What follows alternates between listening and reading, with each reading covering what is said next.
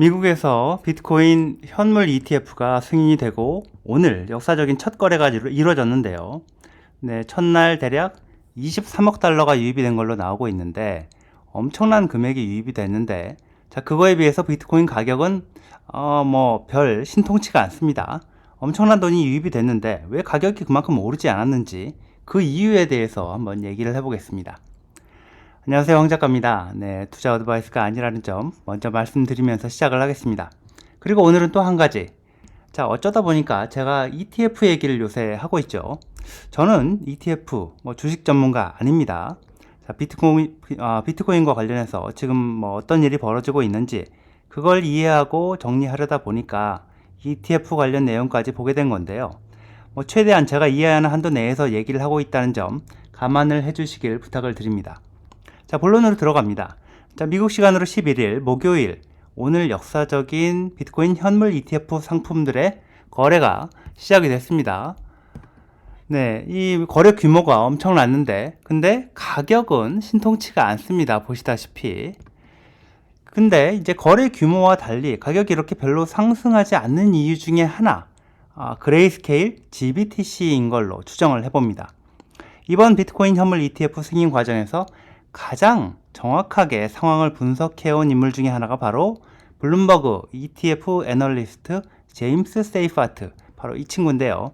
자, 이 사람이 분석한 걸 보면 이렇습니다. 첫날 ETF 거래 규모가 금액으로 46억 4천만 달러 정도 이렇게 집계가 됐는데 그레이스케일의 GBTC 거래 규모가 그중 절반 수준인 23억 2천만 달러 정도였고 나머지가 이제 다른 ETF 상품 거래 규모인 걸로 그렇게 집계가 됐습니다.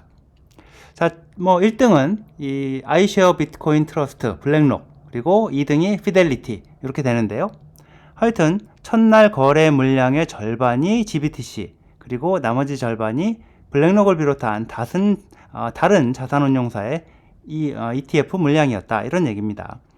어찌됐든 거래 물량이 46억 달러 정도나 됐는데 가격이 움직이지 않은, 가격이 신통치 않은 이런 그 중요한 이유 중에 하나는 거래 물량의 절반을 차지한 GBTC 물량, 이게 대부분 매도 물량이었기 때문인 걸로 추정이 됩니다. 블랙록, 피델리티 이런 나머지 ETF 거래 물량은 매수 물량이었지만 이 매수 물량만큼 GBTC 매도 물량이 많았기 때문에 가격이 움직이지 않았다, 이런 추정인 거죠. 그레이스케일 GBTC, 이건 수수료가 연간 1.5%로 6개월 동안 공짜, 그리고 그 다음부터는 0.2%, 0.3%, 이런 수준인 다른 ETF와 비교해서 GBTC 1.5%는 이거 말도 안 되게 높게 이렇게 책정을 해 놓은 거죠. GBTC는 그동안 땅 짓고 헤엄치는 장사를 해왔다고 할 수가 있는데요.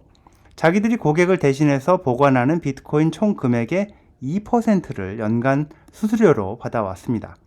자, 현재 웹사이트에 공개한 정보를 보면 총 286억 달러에 해당하는 비트코인 자산, 자, 비트코인 숫자로 보면 62만 개 정도를 관리를 하고 있는데 그동안에는 1년에 2%, 자, 현재 자산 가치로 계산을 해보자면 대략 5억 7천만 달러 정도를 1년에 챙겨왔고요. 이제 이거를 0.5%를 내려서 1.5%를 받는다고 하고 있습니다. 그래봤자 못 팔고 못 나가는 고객들이 있을 거니까 이렇게 높게 해놔도 자, 우리는 수수료를 안 낮추겠다, 자, 이런 거 같은데요. 그래봤자 못 팔고 못 나가는 고객들이 있을 거다, 이런 거 같은데 오늘 거래 물량 이게 다 매도 물량이라고 친다면 글쎄요, 그러면 23억 달러 이상 팔고 나갔다는 얘기가 됩니다. GBTC를 싸게 사서 들고 있다가 파는 경우에는 세금이 적지 않기 때문에 당장 팔기를 꺼려할 수도 있겠죠. 그렇지만 GBTC 비쌀 때 샀다가 왕창 떨어져서 물타기를 하거나 손해를 보고 어쩔 수 없이 들고 있었던 투자자들, 자, 그런 사람들은 이번에 가격이 회복이 되면서 손해를 조금 보고 팔거나 샀던 가격 수준에 팔거나 아니면 살짝 이익 보고 판 사람이 많았을 수도 있습니다. 자, 이참에 확 팔아서 수수료가 싼 다른 ETF로 갈아타는 게 현명하다, 이렇게 판단을 했을 수 있다는 거죠. 네, 그랬을 경우에는 매도 물량이 23억 달러나 될 수 있는 거고요. GBTC 거래 물량이 23억 달러인데 그런데 매수 물량도 있을 수 있는 거 아니냐? 뭐 이러실 수도 있는데 다른 ETF는 아까 언급했던 것처럼 뭐 연간 수수료 이게 0.2%, 0.3% 뭐 이거밖에 안 내는데 그보다 무려 5배, 뭐 7배 이렇게 더 내는 상품을 사지는 않을 거라고 봅니다. 뭐 상식적으로 생각해 보면 말이죠. 자, 그렇게 보면 매수 물량만큼이나 GBTC 매도 물량이 많았기 때문에 가격이 뭐 힘을 받지 못했던 게 아니냐, 뭐 이런 추정도 해볼 수 있을 것 같습니다. 자, 근데 가격 변동을 볼 때요, ETF에 돈이 유입되는 시점, 그리고 그 돈으로 비트코인을 사는 시점 사이에 시간차가 있다는 점, 자, 이 시간차도 고려를 해야 될 것 같습니다. 지금 승인된 ETF는 모두 이 블랙록 같은 자산 운용사들이 JP 모건처럼 이 블랙록한테 ETF 주식을 사고 팔고 하는 브로커 딜러로 승인받은 업체한테 일단 현금을 받고 ETF 주식을 팔고 그 다음에 그 금액에 해당하는 비트코인을 사서 보관하는 그런 구조입니다. 이 코인베이스 같은 업체한테 사도록 해서 거기서 이제 그 보관을 시키는 거죠. 자, 영업시간 중에 ETF를 사겠다고 주문을 받고 돈을 받아서 ETF 주식을 파는 게 먼저고 그 돈을 가지고 비트코인을 실제로 사는 거는 영업시간이 끝나야 갈 즈음, 뭐 그 즈음부터라는 건데요. 자, ETF 거래 시간, 이게 동부 시간으로 오후 4시, LA 샌프란시스코 이렇게 서부 시간으로는 오후 1시, 한국 시간으로 계산하면 오전 6시가 될 겁니다. 네, 비트코인 가격 변동은 그 시간 이후에 어떻게 움직이는지 이걸 주목해서 봐야 될 것 같습니다.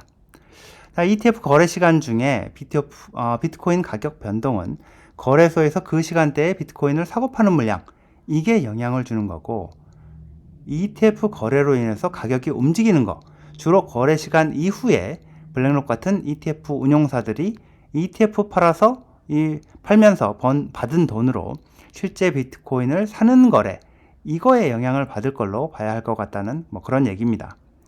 비트코인 거래를 분석하는 크립토 퀀트, 이 크립토 퀀트의 발표를 보면 오늘 코인베이스 거래소에서만 70억 달러어치 비트코인 거래가 장외에서 일어났다고 하고 있습니다. 장내에서 매수를 하면 가격에 곧바로 영향을 미치게 되니까 가격을 폭등시키지 않으면서 사기 위해서 장외 거래를 하고 있다는 얘기가 되겠는데요.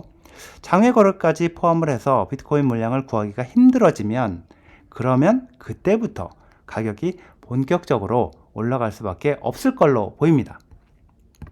네, 브래드 밀스, 비트코이너죠. 이 사람이 트위터에 쓴 글을 보면요.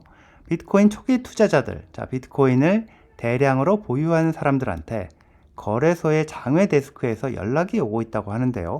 뭐 프리미엄, 웃돈 얹어줄 테니까 비트코인 좀 팔아라. 뭐 이렇게 말이죠. ETF 주식을 판 만큼 비트코인을 구해야 되는데 거래소에서 구할 수 있는 물량만으로는 충분히 구할 수 없다. 뭐 이렇게 생각을 한 ETF 운용사 측에서 비트코인 물량을 확보하기 위해서 접촉을 하고 있는 걸로 추정이 됩니다. 자, ETF 운용사들이 고객한테 ETF 주식 팔고 받은 돈으로 비트코인을 구하기 힘들어지면 그러면 수요 공급의 법칙에 따라서 가격은 오를 수밖에 없을 겁니다. 자, 첫날 거래와 관련해서요, 언급하지 않을 수가 없는 게 바로 이 뱅가드 자산운용사 뱅가드 얘긴데요.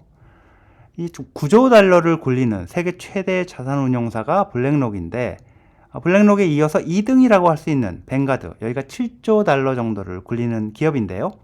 자, 이 뱅가드는 이번에 비트코인 현물 ETF는 참여하지 않았는데 그뿐만이 아니라 자기네 고객들한테 비트코인 현물 ETF 상품, 이 승인을 받은 상품을 제공하지 않겠다, 이렇게 발표를 해서 지금 논란이 되고 있습니다. 비트코인 현물 ETF, 이게 자기네 기업 철학하고 맞지 않기 때문에 우리는 고객한테 안 팔겠다, 뭐 이런 건데요. 이게 웃기는 게요, 이 뱅가드가 보유하고 있는 이 상장 기업 중에서 가장 많은 비트코인을 자산으로 보유하고 있는 마이크로 스트래터지를 뱅가드가 보유하고 있습니다. 이 주식을요. 그리고 또 비트코인 채굴 기업, 바로 마라톤 디지털 홀딩스, 여기도 굉장한 지분을 보유하고 있습니다. 민주당 바이든 정권에서 반대를 해왔고 법원의 판결 때문에 할 수 없이 승인을 해준 게 비트코인 현물 ETF라는 점에서 이게 뭔가 정치적인 압력을 받았기 때문인지 하여튼 알 수 없는 이유로 고객들한테 비트코인 현물 ETF를 제공하지 않는다 이러고 있는데요. 물론 이러다가 고객들 불만이 커지면 입장 바꿀 가능성도 있을 겁니다. 당장 트위터에 올라온 게요. 이런 건데요. 보시면 뱅가드에서 주식 거래하던 사람이 뱅가드가 비트코인 현물 ETF 제공 안 한다 이러니까 우리는 기업 철학 때문에 안 판다 이러니까 그러면 나는 피델리티로 계좌를 갈아탔다. 이제 비트코인 현물 ETF 내 맘대로 산다. 이런 그 표시를 하기 위해서 이렇게 트위터에다가 올려놨습니다. 강조해도 지나치지 않은 게요.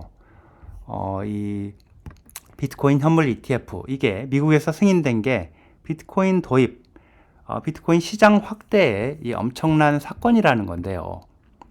이 비트코인에 관심은 있지만 비트코인을 직접 사서 보관하고 이러는 게 어렵다고 느끼는 실제로 그게 어려운 사람들, 비트코인에 대해 제도금융권 상품이 아니라서 불안하게 느껴온 사람들, 이런 사람들도 그동안 자기들이 거래해온 블랙록, 피델리티, 베네크, 이런 자산운용사들이 만들어서 주식처럼 거래하는 상품으로 비트코인에 이 ETF를 이용해서 투자할 수 있게 됐다는 점이 있겠고요. 합법적인 제도권 금융상품이 됐다는 점에서 비트코인을 미국이 금지할 거다, 정부가 금지할 거다, 이런 얘기가 얼마나 뭘 모르고 하는 소린지, 미국이 어떤 나라인지, 비트코인이 뭔지 알지 못하고 떠드는 그런 사람들이 설 자리가 확 줄어드는 그런 효과도 있겠습니다. 이걸 비트코인 교육 효과라고 봐야 될까요? 오늘 비트코인 가격 보면요. 이게 오늘 비트코인 가격이요. 무려 거의 49,000불 정도를 찍었다가 도로 떨어져서 이렇게 46,000불대에 머물고 있는 상황인데요. 단기적인 가격은 이번 주, 다음 주 얼마나 많은 돈이 ETF에 유입되는지 보면 흐름을 좀 볼 수 있을 것 같은데 항상 얘기하지만 장기적으로 보면 현물 ETF가 드디어 미국에서 승인이 되면서 수요가 증가하고 또 4월에 예정된 비트코인 반감기, 새로 발행되는 비트코인 물량이 절반으로 줄어들면서 공급이 줄어들 예정입니다. 그리고 비트코인은 아시다시피 총 2100만 개까지밖에 나오지 않는데 이미 1960만 개 정도가 발행이 된 상황이고요. 미국 중앙은행 연준에서 상반기부터 금리를 낮출 걸로 또 지금 예상이 되고 있죠. 이런 상황에서 1년, 5년, 10년 이렇게 긴 시간으로 보자면 그러면 이 비트코인은 가격이 이 우상향하는 그런 모습을 보여줄 거라고 하는 제 관점에는 변함이 없습니다. 현물 ETF 거래가 미국에서 시작이 됐는데요. 비트코인이 전통 금융권의 합법적인 상품이 됐다는 걸 생각을 해보면 이제부터 변화는 생각보다 빠르고 급진적일 수 있다. 이런 생각을 해봅니다. 여기까지입니다. 시청해 주셔서 감사합니다.